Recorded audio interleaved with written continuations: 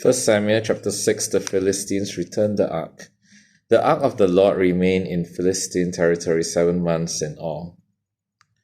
Then the Philistines called in their priests and diviners and asked them, "What should we do about the ark of the Lord?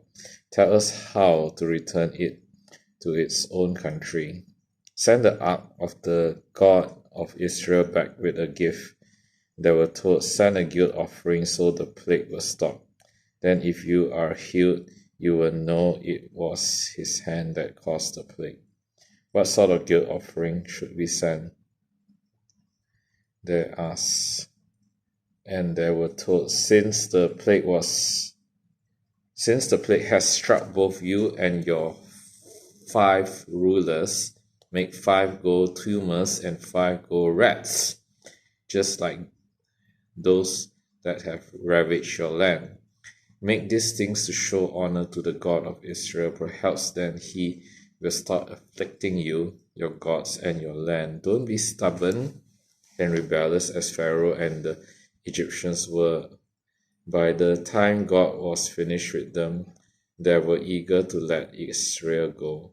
Now build a new cart and find 2 cows that have just given birth to calves.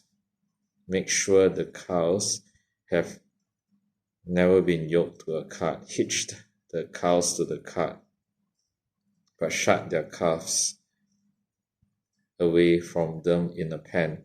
Put the ark of the Lord on the cart, and beside it place a chest containing the gold rats and gold tumors you are sending as a guilt offering.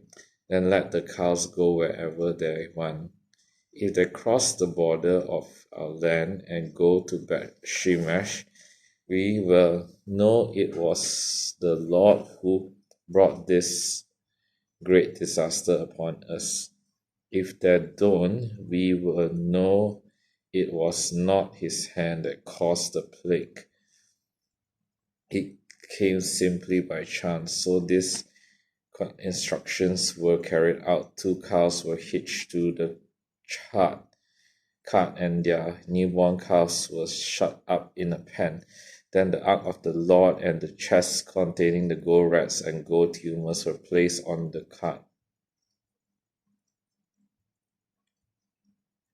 And sure enough, without veering off, let's listen again. Then the ark of the Lord and the chest containing the gold rats and gold tumors were placed on the cart.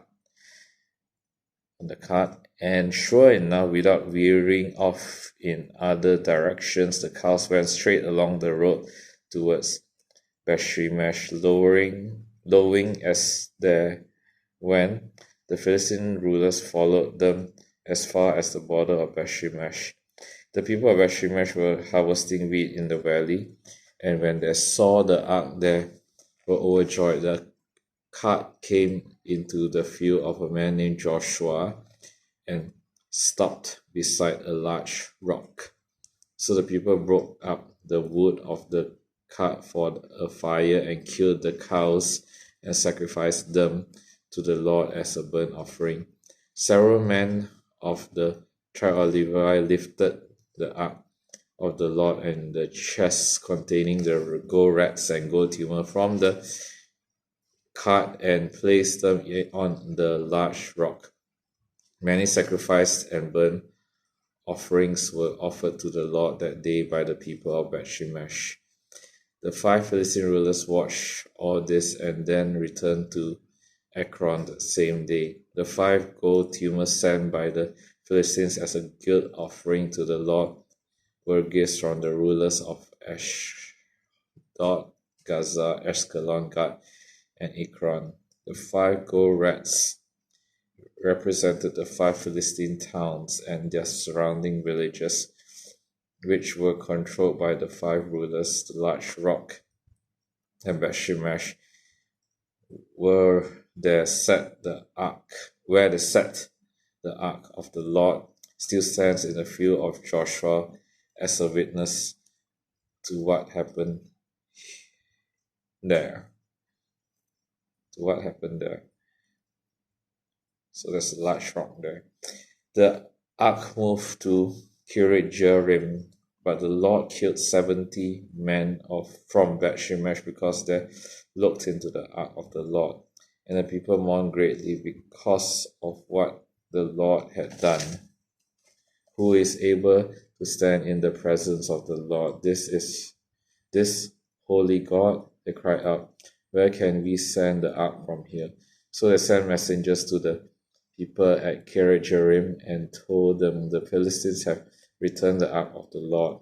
Come here and get it. It's the word of God.